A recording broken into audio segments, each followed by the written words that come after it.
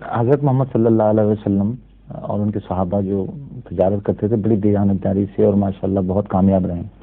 یہ میرے بھائی نے ایکچولی سوال مجھ سے کہا تھا کہ پوچھیں.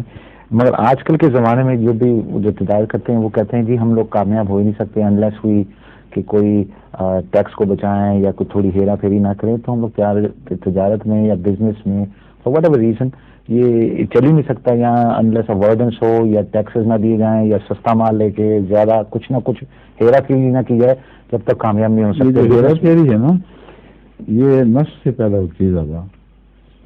بہت حد تک نفس کے بہانے ہیں. بہت سے ایسے کاروبار ہیں جس میں کہا جاتا ہے کہ اس کے بغیر ہو نہیں سکتا مگر جب اس کے بغیر صاحب شعور لوگ حکمت والے لوگ کرتے ہیں تو کامیابی ہو جاتے ہیں.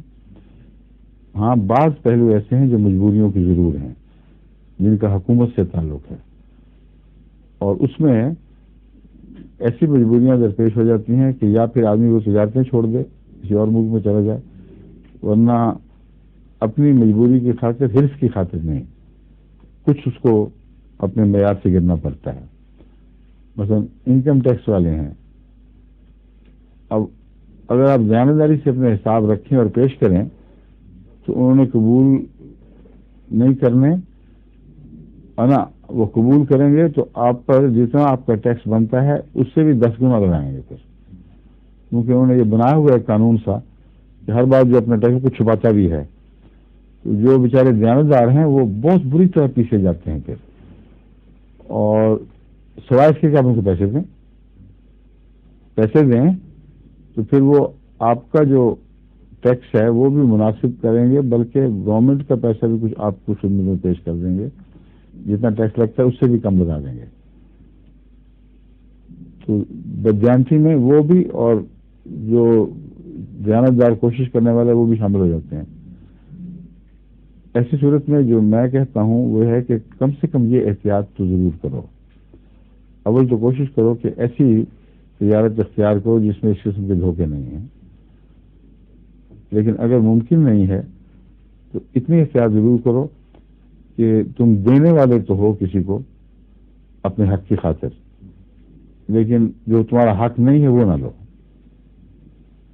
اگر وہ یہ کریں تو پھر ان کے یہ عذر اور یہ مجبوریوں کا بہانہ یہ جائز ہوگا. پھر اس کا مطلب کہ بدنیتی نہیں ہے. لیکن اگر وہ خود ایک پرزہ بن جائے اس نظام کا اور کسی کو ناجائز دیں بھی اور ناجائز وصول بھی کریں تو یہ پھر ان کے لیے کوئی بہانہ نہیں ہے. ان کے سارے بہانے خدا رد کر دے گا ان کے منہ پہ مارے گا. یہ احتیاطیں کر لیں. اول تو احتیاط یہ ہوئی سب سے اچھا یہ ہے کہ ایسے کاروبار سے اجتناب کی کوشش کریں لیکن بعض کا اجتناب ممکن نہیں ہوتا. بعض ایسے کاروبار ہیں بعض کاروبار نہیں کاروبار ہی سارے ایسے ہیں کہ جن کا انکم ٹیکس سے ضرور رابطہ ہوگا اس لیے اور کہیں نہیں کریں پھسلیں گے تو وہاں پھسلنے کا موقع ہے. وہ جو بارش اور پھسلنے کے مضمون کھینچا ہوا نقشہ سودا نے ان سب جگہوں کے گرنے سے آیا جو بچا وہ اپنے گھر کے صحن میں آ کر پھسل پڑا. وہ بیچارہ جو بچتا بچاتا آ رہا تھا سارے رستے ایسا کیچڑ تھا ایسی بارش تھی کہ صحن میں آ کے پھسل گیا بچا نہیں. تو یہ صحن ہے نا جو گورنمنٹ نے آگے لگایا ہوا ہے انکم ٹیکس والوں کا بڑا خطرناک صحن ہے. یہاں سے بچ نکلنا بہت مشکل ہے. کئی این جی مجھے درخط لکھتے ہیں کہتے ہیں بڑی مصیبت پڑ گئی ہے.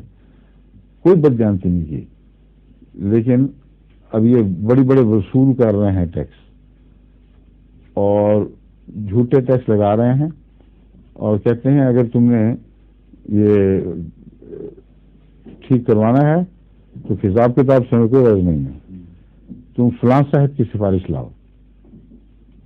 اور وہ صاحب ہیں جو حکومت کے کسی بڑے کے خاوند یا بیوی اس کی یا اس کے بیٹے یا بھائی اس قسم کے لوگ ہیں.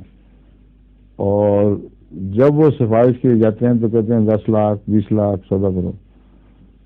پھر وہ ایک سفارشی چٹھی دے دیتے ہیں کہ بڑا دیانتدار آدمی ہے میں جانتا ہوں ذاتی تجربہ ایک بہت شریف نفس ہے اس لیے اس کو چھوڑ دو. تو جب تک اس کے ذاتی تجربے میں اس کا بدجانت ہونا نہ آئے وہ اس کے دیانتداری کے سرٹیفکیٹ نہیں دیتے. اب بتائیں تو کیا کرے غریب؟ یہ حالات ایسے ہیں جن میں ملتے جلتے ہیں ان حالات سے جن میں رسول صلی اللہ علیہ وسلم نے فرمایا کہ اگر کسی پر دجال کو غلبہ نہ بھی ہوا تو دجال کا دھواں ضرور پہنچ جائے گا اس کو. تو یہ فضا بڑی دھواں دار ہو گئی ہے پاکستان کی اور دوسرے ملکوں بھی ہے، لیکن یہاں پہ دھواں ہی دھواں ہے. آگے ظہور مہدی آخر